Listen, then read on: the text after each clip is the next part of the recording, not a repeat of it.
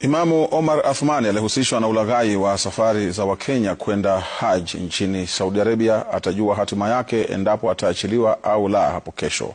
Imamu Omar alifikishwa mahakamani kwa madai ya ulaghai wa zaidi ya shilingi laki 7 katika mpango wa kuandaa safari za kwenda kuhiji Mecca. Kufuatia kukamatwa kwake, waathiriwa wengine zaidi wanaodai kudanganywa wamejitokeza katika vituo mbalimbali vya polisi kurekodi taarifa zao.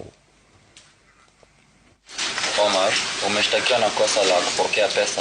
Alisimama kizimbani katika mahakama ya Milimani takriban saa 24 baada ya kurejea nchini. Kisa ambacho ulikuwa unajua ni cha uongo. Imamu Omar Athmani anakabiliwa na mashtaka ya ulaghai, akituhumiwa kupokea shilingi 1774 kutoka kwa Mohammed Salim Balewa kwa madai kwamba angemsafirisha hadi Mecca nchini Saudi Arabia kushiriki ibada ya Umrah. Akiwa mbele ya hakimu mkuu Lucas Onyina, Omar alikana mashtaka hayo, mahakama ikiratibu kutoa uamuzi kuhusu ombi lake la dhamana mnamo Februari tarehe 10. Omar alikamatwa Jumapili katika uwanja wa ndege wa kimataifa wa Jomo Kenyatta alipowasili nchini na baadaye kuzuiliwa katika kituo cha polisi cha Kilimani.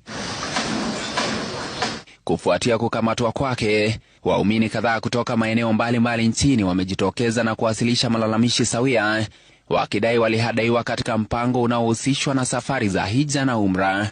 It's like tupatia mental stress. Paka sasa hivi haja respond kitu. Yeah.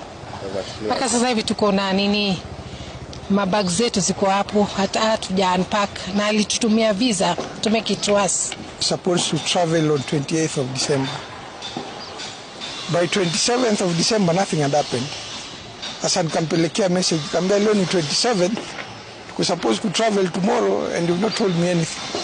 Unfortunately he doesn't respond to calls. Tokeza wazi kwamba kuna watu ambao hawajasajiliwa ama hawajaruhusiwa kufanya mambo ya haji wala mambo ya umra.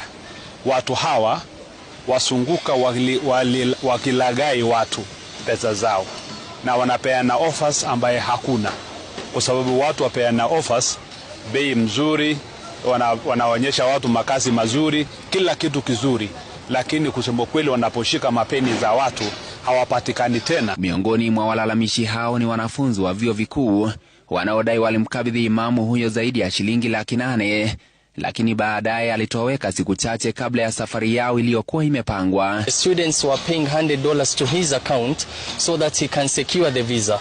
So